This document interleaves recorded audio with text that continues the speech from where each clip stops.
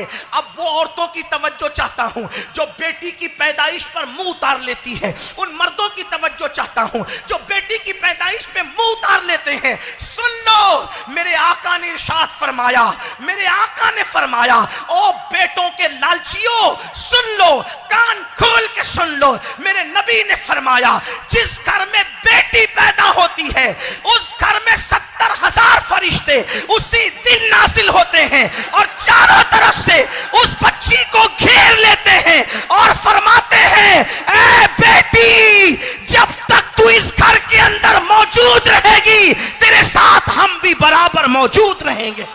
बेटी जिस दिन पैदा होती है तुम्हारे घरों में 70,000 फरिश्तों का नुज़ूल होता है और वो 70,000 फरिश्ते उस दिन तक तुम्हारे घर में रहते हैं जब तक वो बेटी दुल्हन बनकर तुम्हारे घर से निकल न चली जाए। अल्लाह अकबर।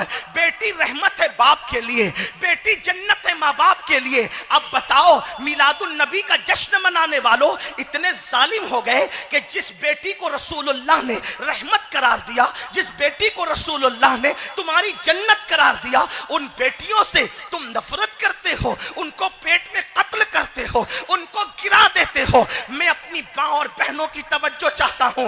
बहनें अगर ये सोचती है कि बेटी को पालेंगे कैसे, उसके जहेज का इंतजाम कैसे करेंगे, तो सुनो ऐ मेरी बहन, जैसे तू सोच रही है अगर तेरी माँ और तेरे बाप ने भी ऐसे ही सोच लिया होता तो बता तेरे वजूद का क्या होता। क्या तू दुनिया में जन्म ले पाती? क्या तू दुनिया में आती? नहीं। और सुनो, जो आता है अपना नसीब लेकर के आता है, जो आता है अपनी किस्मत लेके आता है। मेरी किस्मत का लुकमा तुम नहीं खा सकते और तुम्हारी किस्मत का लुकमा मैं नहीं खा सकता। खुदा ने पैदा करने से पहले सबका मुकद्दर लिख दिया है, जो खाता है अपने मुकद्दर का खाता है। इसलिए बेटियों से नफरत करने वालों से मैं कहना चाहता हूं, अपनी बेटियों को पैदा होने दो, अपनी बच्चियों को जन्म लेने दो, बेटियों से नफरत ना करो, बेटियों से नफरत ना करो। हमारे बुजुर्गों ने फरमाया, ध्यान से सुनना, हमारे बुजुर्गों ने फरमाया, जब बेटा पैदा होता है,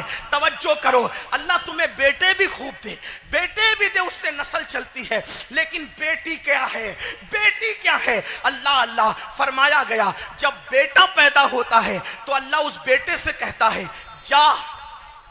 जब बेटा पैदा होता है अल्लाह उस बेटे से कहता है जा, ताकि तू अपने बाप की मदद कर, जा ताकि तू अपने बाप की मदद कर। लेकिन जब बेटी को भेजता है तो अल्लाह फरमाता है जा, ताकि मैं खुद तेरे बाप की मदद करूं। सुभान अल्लाह। नारे तकबीर, नारे रिसालत, जश्न ईद मिलादुन नबी सैयद अमीनुल कादरी साहब।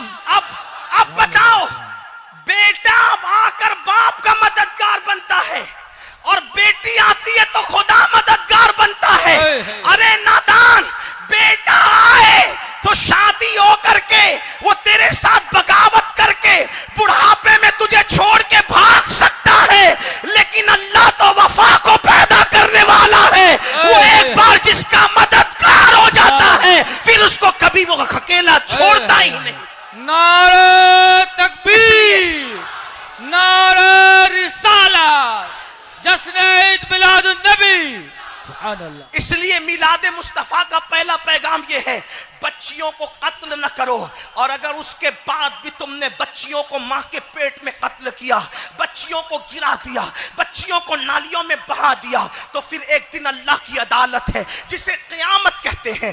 क़यामत का दिन होगा, जिन बच्चों को तुमने मां के पेट से गिराया, जिन बच्चों को तुमने कत्ल किया, जिन बच्चियों को तुमने कत्ल किया, क़यामत के दिन वो बच्चियां बगैर सर के आएगी और बगैर सर के आके अल्लाह से क़यामत के दिन अर्ज करेगी, मेरे अल्लाह आज क़यामत का दिन है, आज यौम हिसाब है, आज अदल का दिन है।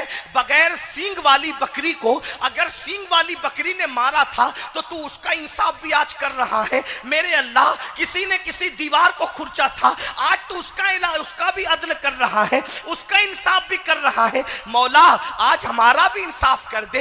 परवरदिगार आज हमारा भी इंसाफ कर दे। मेरे अल्लाह आज हमारा भी इंसाफ कर दे। तो अल्लाह पाक उन बच्चियों से जो बगैर सर के होगी, अल्लाह उनसे फरमाएगा, बताओ तुम क्या चाहती हो, बताओ तुम क्या चाहती हो, तुम्हें क्या इंसाफ चाहिए। तो वो बच्चियां कहेगी, मौला आज हमारे जालिम बाप को, आज हमारी जालिमा मां को अपनी अदालत में खड़ा कर, ताकि हम उससे सवाल पूछें।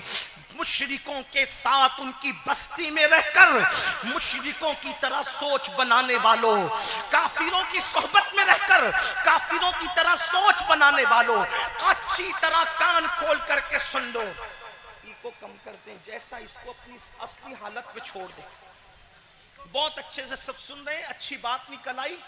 इको वगैरह की बात हजत नहीं है। माइक को एक हालत पे छोड़ दे, बस एक बार दुरूद शरीफ पढ़े, रब्बे सल्ले वसल्लिम, उसको कम ज्यादा भी ना करें, एक हालत पे छोड़ दे, रब्बे सल्ले वसल्लिम दाइमन अबदा अला हबीबिका खैरुल खल्क़ि कुल्लिहिम। एक दिन अल्लाह की अदालत है।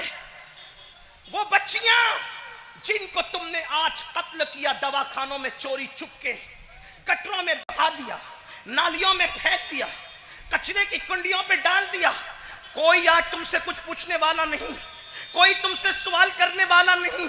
लेकिन कयामत के दिन अल्लाह की अदालत होगी, वहां वो बच्चियां बगैर सर के आके कहेगी, मौला हमारे जालिम बाप से, हमारी जालिमा मां से आज हमें बदला चाहिए, बदला। अल्लाह फरमाएगा, ले आओ इनके माँ बाप को। वो बच्चियां कहेगी, मौला हमने क्या कसूर किया था, हमने क्या जुर्म किया था, बता मौला, इनसे पूछ हमने क्या जुल्म किया था, क्या जुर्म किया था कि दुनिया देखने से पहले इन्होंने हमें पेट ही में कत्ल करके गटरों में हमारे टुकड़े बहा दिए। अल्लाह अकबर। उस वक्त मेरा अल्लाह पूछेगा, वो जवाब न दे सकेंगे। अगर वो हर साल हज करने वाले होंगे, हर साल उम्रा करने वाले होंगे, वो तहज्जुद गुजार होंगे, वो नमाजी होंगे, वो हाजी होंगे, वो कितनी मुत्तकी परहेजगार होंगे, अगर इस जुर्म से वो तौबा किए बगैर मर गए होंगे, तो अल्लाह फरमाएगा, इनको मुंह के बल घसीटते हुए जहन्नम में ले जाओ। ये बेटियों के कातिल है, कातिल। आपसे पूछना चाहता हूं, बताओ क्या आज मुस्तफा जाने रहमत के निजाम रहमत की जरूरत नहीं है? अल्लाह अकबर। रसूलुल्लाह की आमद से पहले बच्चियों को जिंदा दफन किया जा रहा था और तुम पेट ही में कत्ल कर रहे हो। और एक आखिरी बात इस सिलसिले में अर्ज कर दूं, फिर आगे की तरफ चलते हैं। रसूलुल्लाह ने फरमाया, अगर कोई शर्म करता है मैं बेटियों का बाप बनूंगा तो मेरा दामाद होगा, वो मुझ पर रौब दिखाएगा, मैं उसके सामने हाथ बांध के खड़ा रहूंगा। दामाद का कद ऊंचा होता है, ससुर का कद नीचा होता है। ये सारी बकवास और हफवात मत सोचो। अल्लाह के रसूल ने फरमाया, लोगों मैं मोहम्मद बेटियों का बाप बन करके आया हूं। अल्लाह के रसूल अलैहि सलाम ने बेटियों का बाप होने पर फख्र महसूस किया है। बेटी का बाप होना ऐब नहीं है, बल्कि बेटी का बाप होना मोहम्मद रसूलुल्लाह की सुन्नत है। और फिर नारे रिसालत, जश्न ईद मिलादुन नबी। और फिर एक बात कह दूं, एक बात कह दूं कि फिर रसूलुल्लाह को अल्लाह ने ऐसी बेटी अता की कि सबकी बेटियां एक पल्ले में रखी जाएं और रसूलुल्लाह की शहजादियों का मर्तबा एक तरफ रखा जाए तो तन्हा फातिमातुज़ ज़हरा का मर्तबा सारी औरतों से बुलंद हो जाता। नारे तकबीर, नारे रिसालत, जश्न ईद मिलादुन नबी। सुभान अल्लाह। बल्कि अल्लाह के रसूल ने यहां तक फरमाया, अगर तुम्हारे घर में 3-3 बेटियां हो, बेटी का दिल मत दुखाना। जिसने बेटी का दिल दुखाया गोया कि उसने मुझ मोहम्मदुर रसूलुल्लाह का दिल दुखाया। बेटी का दिल दुखाना रसूलुल्लाह का दिल दुखाने के बराबर है। तो मैं ये अर्ज कर रहा था, हम मिलाद तो मना रहे हैं, मिलाद का मकसद समझ नहीं है। हुजूर क्यों आए उसको समझ नहीं रहे। तो हुजूर क्यों आए थे? ताकि बेटियां जिंदा दफन न हो।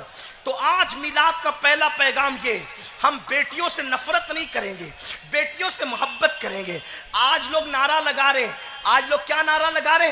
बेटी बचाओ, बेटी पढ़ाओ। मैंने कहा 1400 साल के बाद आज तुम नगार लगा रहे हो। 1400 साल के बाद तुम कह रहे हो बेटी बचाओ बेटी पढ़ाओ। मेरे नबी ने 1400 साल पहले बेटियों को बचा भी लिया, बेटियों को पढ़ा भी दिया। नारे तकबीर, नारे रिसालत, जश्न ईद मिलादुन नबी। पता चला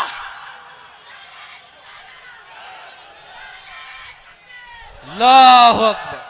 पता चला औरों की अकल 1400 साल के बाद जहां जाती है, इस्लाम